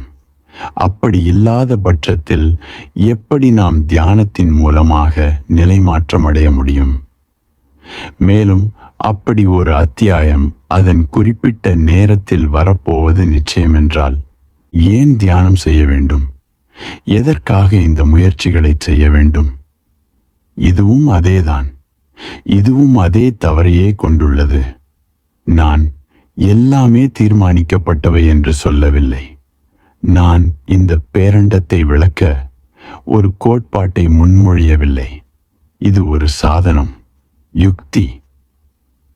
இந்தியா எப்பொழுதும் விதி என்ற இந்த சாதனத்துடன் வேலை செய்து வந்துள்ளது. இதனுடைய அர்த்தம் எல்லாமே ஏற்கனவே தீர்மானிக்கப்பட்டவை என்பதல்ல. இது அதனுடைய அர்த்தமே அல்ல. இது இப்படி முன்மொழியப்பட்டதின் ஒரே காரணம் என்னவென்றால், எல்லாமும் தீர்மானிக்கப்பட்டவை என்று நீ எடுத்துக்கொண்டால் அப்பொழுது எல்லாமும் ஒரு கனவாக மாறிவிடும். இந்த வகையில் நீ விஷயங்களை கொண்டால், இந்த வகையாக நீ நம்பிக்கை கொண்டால், அதாவது எல்லாமே ஏற்கனவே முடிவு செய்யப்பட்டவை. அதாவது உதாரணமாக, நீ ஒரு குறிப்பிட்ட நாளில் இறக்கப் போகிறாய். அப்பொழுது எல்லாமே ஒரு கனவாக மாறிவிடுகிறது. ஆகவே இது உண்மையிலேயே தீர்மானிக்கப்பட்டதல்ல, முடிவு செய்யப்பட்டதல்ல. உன்னிடம் அவ்வளவு ஈடுபாடு கொண்டவர்கள் ஒருவரும் இல்லை. பேரண்டத்திற்கு துளி கூட உன்னை பற்றிய உணர்வு கிடையாது. மேலும் நீ எப்போது இறக்கப் போகிறாய் என்றும் தெரியாது. இது எந்த விதத்திலும் பயனற்ற ஒரு விஷயம். உன்னுடைய இறப்பு இந்த பேரண்டத்திற்கு எந்த முக்கியத்துவமும் இல்லாதது. நீ அவ்வளவு முக்கியமானவன் என்று நினைத்துக் கொள்ளாதே. முழு பேரண்டமும் நீ இறக்கும் தினத்தை தீர்மானிப்பதாக மணி, நிமிடம், வினாடி நினைத்துக் கொள்ளாதே. நீ மையமல்ல. பேரண்டத்திற்கு நீ இருப்பதும் இல்லாமல் போவதும் எந்த வித்தியாசத்தையும் ஏற்படுத்தாது. ஆனால் இந்த தவறான கருத்து மனதில் வேலை செய்து கொண்டே இருக்கிறது. இது குழந்தை பருவத்திலேயே ஏற்படுத்தப்பட்டு விட்டது. ஆகவே இது உணர்வற்ற நிலையின் ஒரு பாகமாக மாறிவிட்டது. ஒரு குழந்தை பிறக்கிறது. அது இந்த உலகத்திற்கு எதுவும் கொடுக்க முடியாது. ஆனால் பல விஷயங்களை அது எடுத்துக்கொள்கிறது. அதனால் திருப்பித் தர முடியாது. அது எதையும் திருப்பி கொடுக்க முடியாது. அது மிகவும் சக்தியற்றது, நிராதரவானது. அதற்கு உணவு தேவை, அதற்கு அன்பு தேவை, அதற்கு இருப்பிடம் தேவை, அதற்கு கதகதப்பு தேவை. இவை எல்லாம் கொடுக்கப்பட வேண்டும். ஒரு குழந்தை சிறிதும் ஆதரவற்ற நிலையிலேயே பிறக்கிறது. குறிப்பாக மனித குழந்தை. எந்த மிருகமும் இந்த அளவு ஆதரவற்றது அல்ல. அதனால்தான் எந்த மிருகமும் ஒரு குடும்பத்தை உருவாக்கவில்லை, அதற்கு தேவையில்லை. ஆனால் மனித குழந்தை சிறிதும் ஆதரவற்றது, மிகச் சிறிது கூட ஆதரவற்றது. அதை பாதுகாக்க ஒரு தாய் இல்லாமல், ஒரு தந்தை இல்லாமல், ஒரு குடும்பம் இல்லாமல், ஒரு சமூகம் இல்லாமல் உயிர் வாழ முடியாது. அது தனியாக உயிர் வாழ முடியாது. அது உடனே இறந்துவிடும். அது மிகவும் சார்ந்தே இருக்கிறது. அதற்கு அன்பு தேவை, அதற்கு உணவு தேவை, அதற்கு எல்லாம் தேவை. அது எல்லாவற்றையும் கேட்கிறது. அதை தாய் கொடுப்பாள், தந்தை கொடுப்பார், குடும்பம் கொடுக்கும். குழந்தை இந்த முழு உலகத்தின் மையமாக தன்னையே நினைத்து கொள்ள ஆரம்பிக்கிறது. அது கேட்டால் போதும், எல்லாம் அதற்கு கொடுக்கப்படும். கேட்பது மட்டுமே போதும், வேறு எந்த முயற்சியும் தேவையில்லை. இதனால் குழந்தை தன்னையே மையமாக நினைத்து கொள்ள ஆரம்பிக்கிறது. எல்லாம் அதை சுற்றியே அதற்காகவே நடப்பதாக நினைத்து கொள்கிறது. முழு பிரபஞ்ச இருப்பும் அதற்காகவே உருவாக்கப்பட்டதாகவே தெரிகிறது. முழு பிரபஞ்ச இருப்பும் அது வந்து கேட்பதற்காக காத்து கொண்டிருக்கிறது. அதோடு அவையெல்லாம் நிறைவேற்றவும் படும். அது கேட்பவையெல்லாம் கண்டிப்பாக நிறைவேற்றப்பட வேண்டும். அது ஒரு தேவை. இல்லாவிட்டால் அது இறந்துவிடும்.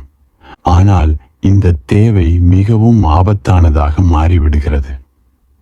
அது இந்த நானே மையம் என்ற அணுகுமுறையோடு வளர்கிறது. மெதுவாக அதிகம் கேட்கும். ஒரு குழந்தை கேட்பது மிகவும் எளிமையானது. அவற்றை தர முடியும். ஆனால் அது வளர்கையில் அதனுடைய கோரிக்கைகள் மேலும் மேலும் சிக்கலானவையாக மாறுகின்றன. சில சமயங்களில் அவற்றை தருவது அவற்றை நிறைவேற்றுவது சாத்தியமில்லாமல் போகலாம். சில சமயங்களில் அது கொஞ்சம் கூட சாத்தியமில்லாமல் போகலாம். அது சந்திரனை கேட்கலாம் அல்லது எதையும். அது வளர்கிற அளவிற்கு அதன் கோரிக்கைகள் மேலும் சிக்கலானவைகளாக, சாத்தியமற்றதாக மாறலாம். அப்போது மனமுறிவு ஏற்படலாம். அதனால் அந்த குழந்தை இப்பொழுதுதான் ஏமாற்றப்படுவதாக நினைக்க ஆரம்பிக்கலாம். அது தன்னையே இந்த உலகத்தின் மையமாக சந்தேகத்திற்கு இடமின்றி எடுத்து கொண்டு விட்டது. இப்போது அங்கு பிரச்சனைகள் வரும். அதனால் மெதுமெதுவாக அது சிம்மாசனத்திலிருந்து இறக்கப்படும். அது இளைஞனாகும் பொழுது அவன் முழுதாக சிம்மாசனத்திலிருந்து இறக்கப்படுவான். அப்பொழுது நாம் மையம் அல்ல என்பதை அவன் அறிந்து கொள்வான். ஆனால் அடி ஆழத்தில் உணர்வற்ற மனம் தொடர்ந்து அவனே மையமாக இருப்பதாகவே நினைத்து கொண்டிருக்கும். மக்கள் என்னிடம் வந்து கேட்கிறார்கள், அவர்களுடைய விதி தீர்மானிக்கப்பட்டதுதானா? அவர்கள் கேட்கிறார்கள், அவர்களுடைய விதியை முன்பாகவே தீர்மானிக்க வேண்டிய அளவிற்கு அவர்கள் இந்த பேரண்டத்திற்கு அவ்வளவு முக்கியமானவர்களா? அவ்வளவு முக்கியமா? அவர்கள் கேட்கிறார்கள், என்னுடைய பயன் என்ன? ஏன் நான் உருவாக்கப்பட்டேன்? நீயே மையம் என்ற குழந்தை பருவ மடத்தனமே. இது போன்ற கேள்விகளை என்ன பயனிற்காக நான் உருவாக்கப்பட்டேன் உருவாக்குகிறது. நீ எந்த பயனுக்காகவும் உருவாக்கப்படவில்லை.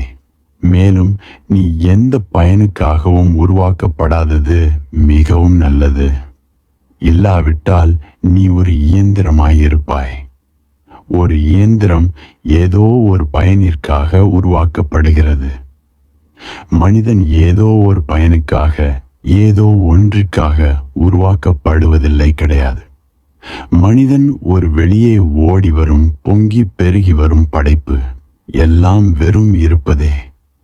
மலர்கள் இருக்கின்றன, நட்சத்திரங்கள் இருக்கின்றன, நீ இருக்கிறாய்.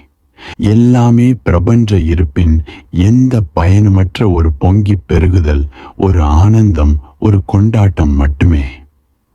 ஆனால் இந்த விதி என்ற கோட்பாடு, இந்த முன்கூட்டியே தீர்மானிக்கப்படுவது பிரச்சனைகளை உண்டு பண்ணுகிறது. ஏனெனில் நாம் இதை ஒரு கோட்பாடாக எடுத்துக்கொள்கிறோம். நாம் எல்லாமே தீர்மானிக்கப்பட்டு விட்டதாக நினைக்கிறோம். ஆனால் எதுவும் தீர்மானிக்கப்படவில்லை. எப்படி இருந்த போதிலும் இந்த யுக்தி இதை ஒரு சாதனமாக பயன்படுத்துகிறது. நாம் எல்லாம் தீர்மானிக்கப்பட்டவையே என்று சொல்லும் பொழுது அது ஒரு கோட்பாடாக உனக்கு சொல்லப்படுவதில்லை. அதன் நோக்கம் இதுதான்.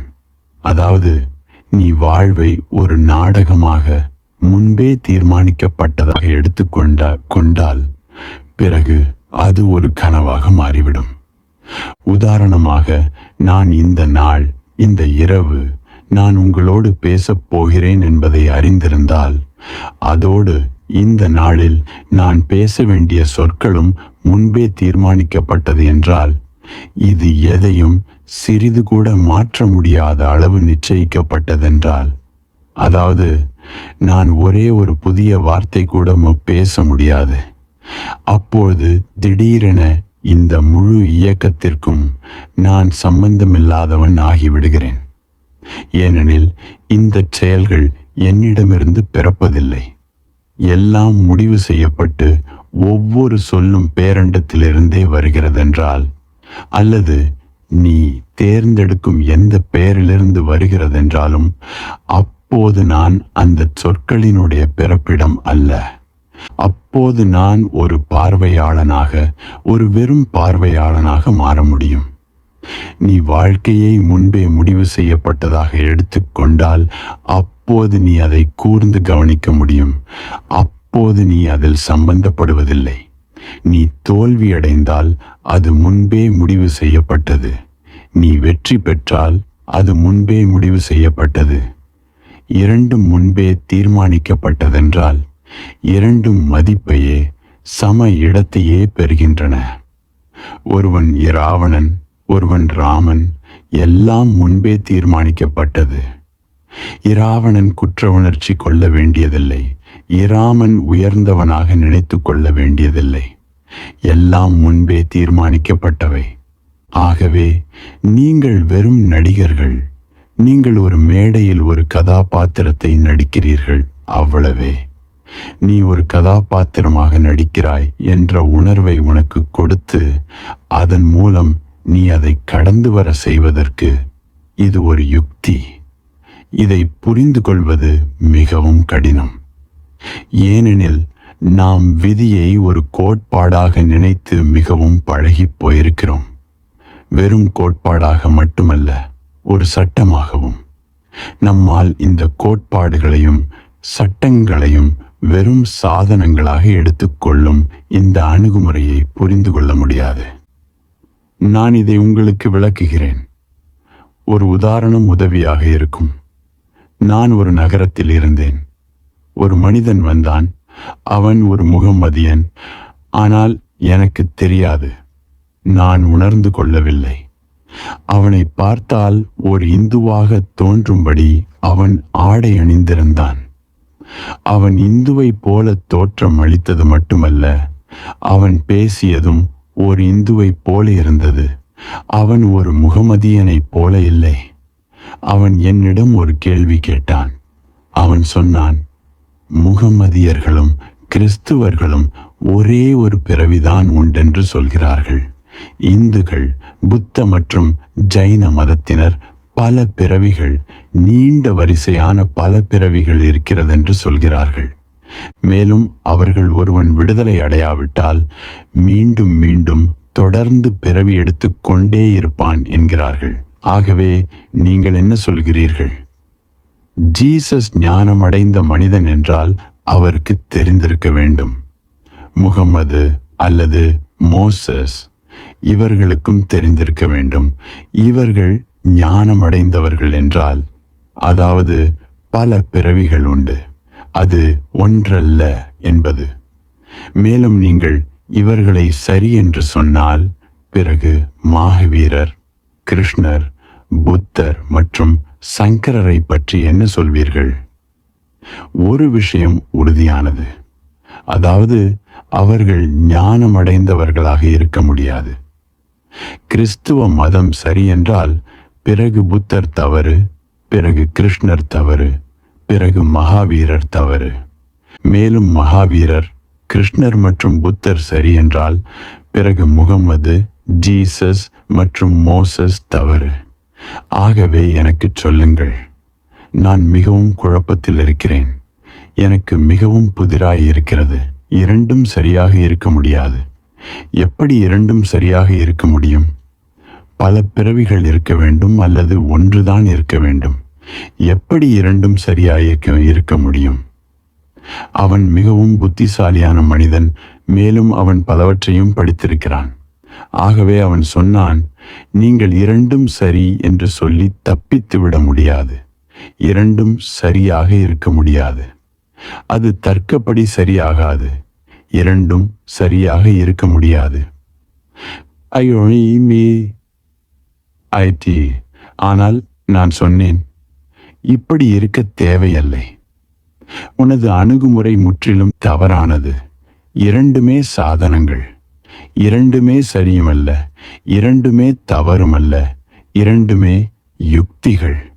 நான் யுக்தி என்று சொல்வதன் அர்த்தத்தை அவனால் புரிந்து கொள்ளவேவில்லை. முகமது, ஜீசஸ் மற்றும் மோசஸ் அவர்கள் ஒரு வகையான மனத்திடம் பேசிக் கொண்டிருந்தார்கள். புத்தர், மகாவீரர், கிருஷ்ணர் இவர்கள் முற்றிலும் வேறு வகையான மனத்திடம் பேசிக் கொண்டிருந்தார்கள்.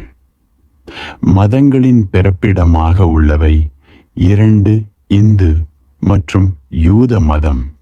இந்தியாவிலிருந்து பிறந்த எல்லா மதங்களும், இந்து மதத்திலிருந்து பிறந்த எல்லா மதங்களும் மறுபிறவியை, பல பிறவிகளை நம்பின.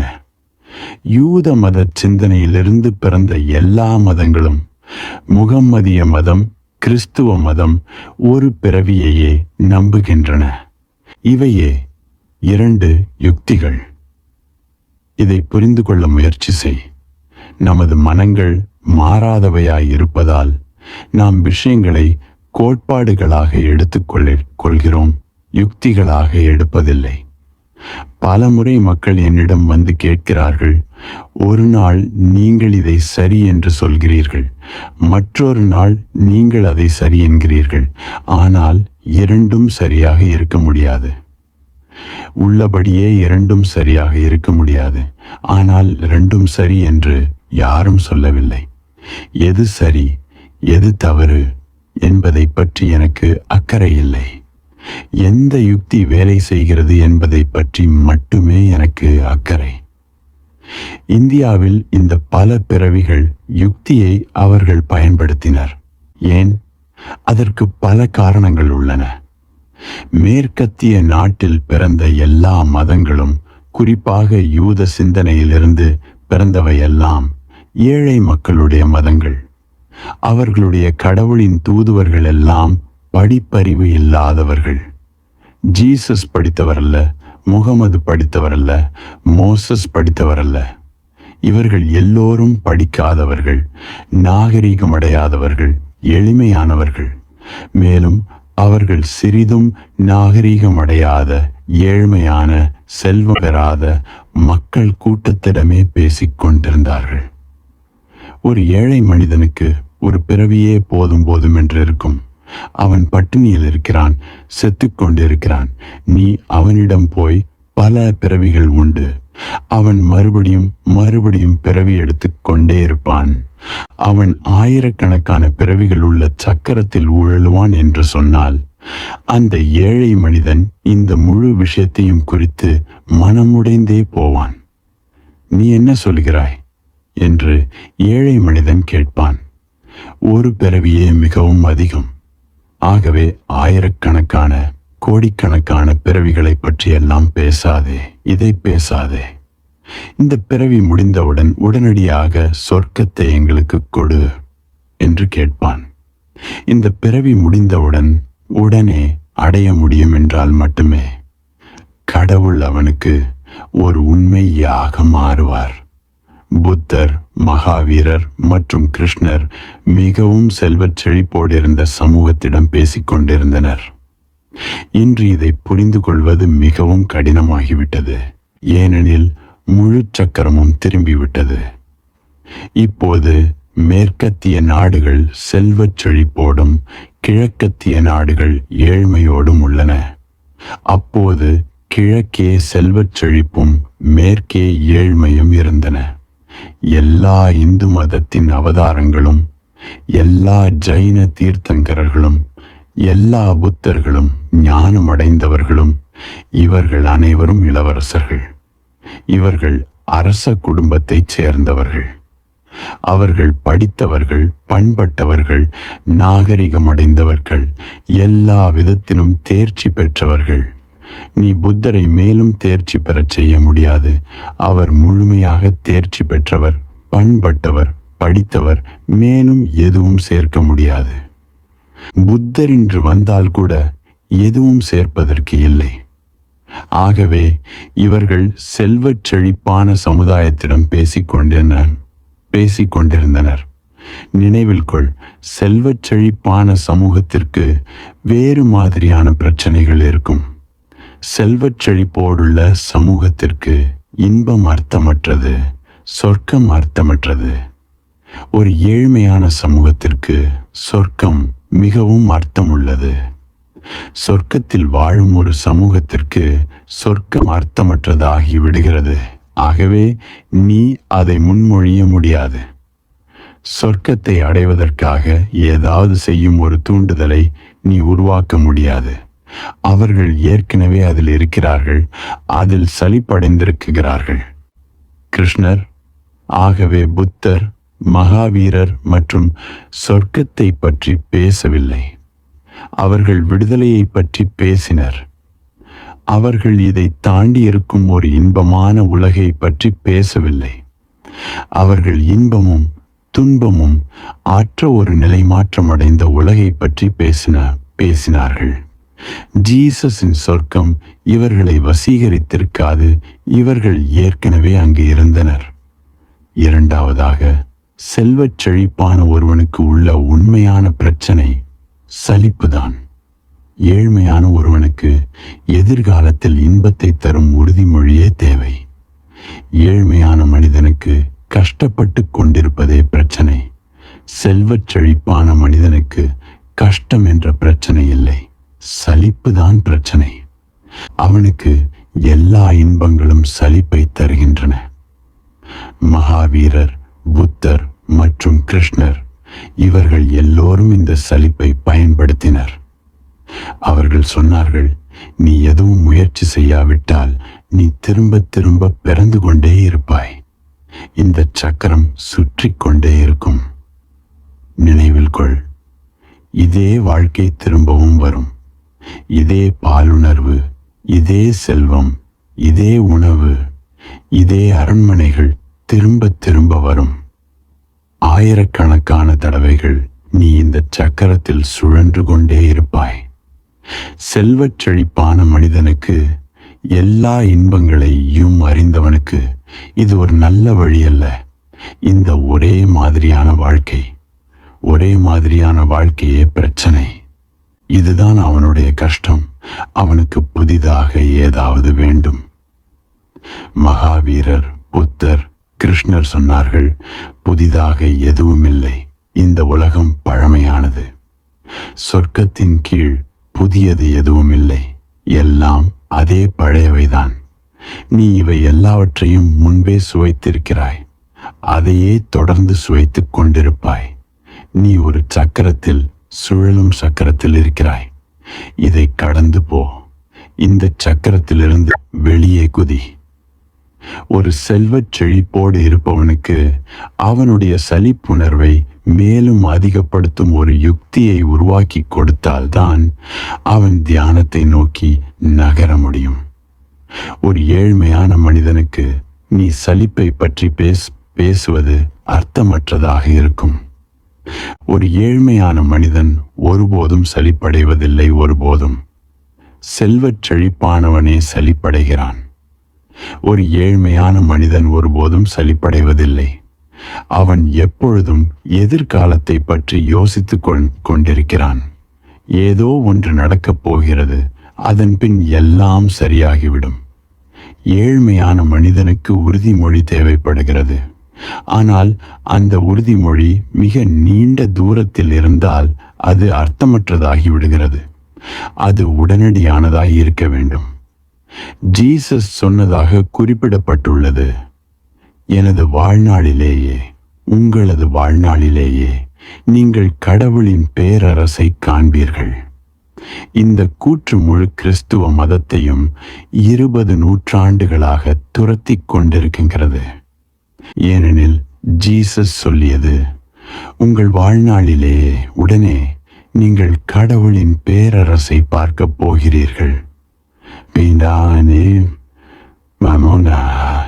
ஆனால் கடவுளின் பேரரசு இன்னும் கூட வரவில்லை. ஆகவே அவர் சொன்னதன் அர்த்தம் என்ன? மேலும் அவர் சொன்னது, இந்த உலகம் விரைவில் முடியப் போகிறது. ஆகவே நேரத்தை வீணாக்காதீர்கள். நேரம் குறைவாகவே உள்ளது. ஜீசஸ் சொன்னார், நேரம் மிகவும் குறைவாகவே உள்ளது. அதை வீணடிப்பது முட்டாள்தனம். உடனடியாக உலகம் முடியப் போகிறது. அப்போது நீங்கள் உங்களுடைய நடத்தைக்கு பதில் சொல்ல வேண்டும். ஆகவே பாவ மன்னிப்பு கேளுங்கள். ஜீசஸ் ஒரு பிறவி கோட்பாட்டின் மூலமாக ஒரு அவசர உணர்வை உண்டாக்கினார். அவருக்கு தெரியும், புத்தர், மகாவீரருக்கும் தெரியும். அவர்களுக்கு தெரிந்தது எல்லாம் சொல்லப்படவில்லை. அவர்கள் வடிவமைத்த யுக்திகளே அறியப்பட்டன.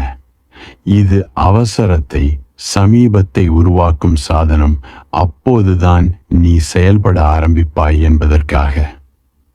இந்தியா ஒரு பழமையான நாடு. செல்வச் செழிப்புள்ளது.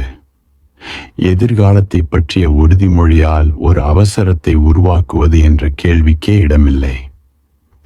அவசரத்தை உருவாக்க ஒரே ஒரு வழி மட்டுமே இருந்தது. அது மேலும் அதிக சலிப்பை உருவாக்குவது.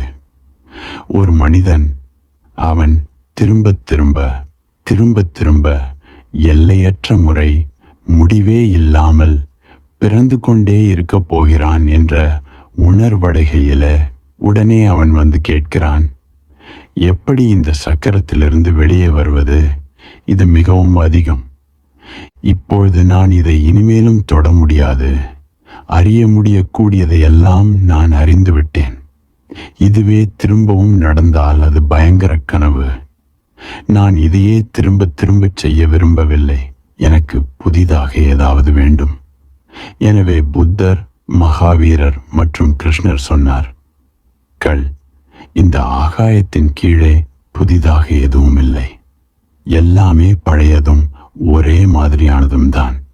மேலும் இதையெல்லாம் நீ பல பல பிறவிகளாக திரும்ப திரும்ப செய்து விட்டாய். அதோடு நீ பல பல பிறவிகளாக இதையே தான் செய்ய போகிறாய். இப்படி திரும்ப திரும்ப செய்வதை குறித்து எச்சரிக்கையுடன் இரு. உன்னுடைய சலிப்பை குறித்து எச்சரிக்கையுடன் இரு. ஒரு குதித்து விடு. இந்த யுக்தி மாறுபட்டது, ஆனால் நோக்கம் அதுவேதான். ஒரு தாண்டுதலை செய். நகரு. உன்னை மாற்று. நீ எதுவாக இருந்தாலும் அதிலிருந்து உன்னை மாற்று. நாம் மதத்தின் கூற்றுக்களை ஒரு சாதனமாக எடுத்துக்கொண்டால் அப்பொழுது எந்த முரண்பாடும் இருக்காது. அப்போது ஜீசஸும் கிருஷ்ணரும் முகமதுவும் மகாவீரரும் ஒன்றையே குறிப்பார்கள். அவர்கள் வித்தியாசமான மக்களுக்காக வித்தியாசமான பாதைகளை உருவாக்கினார்கள். வித்தியாசமான மனங்களுக்காக வித்தியாசமான யுக்திகளை, வித்தியாசமான அணுகுமுறையுள்ளவர்களுக்காக வித்தியாசமான கருத்துக்களை உருவாக்கினார்கள். ஆனால் அவைகளெல்லாம் விவாதம் செய்வதற்கான, சண்டை போட்டுக் கொள்வதற்கான கொள்கை அல்ல. அவைகள் பயன்படுத்தி கொண்டு பிறகு வீசிவிட வேண்டிய சாதனங்கள், யுக்திகள். இன்று இது போதும்.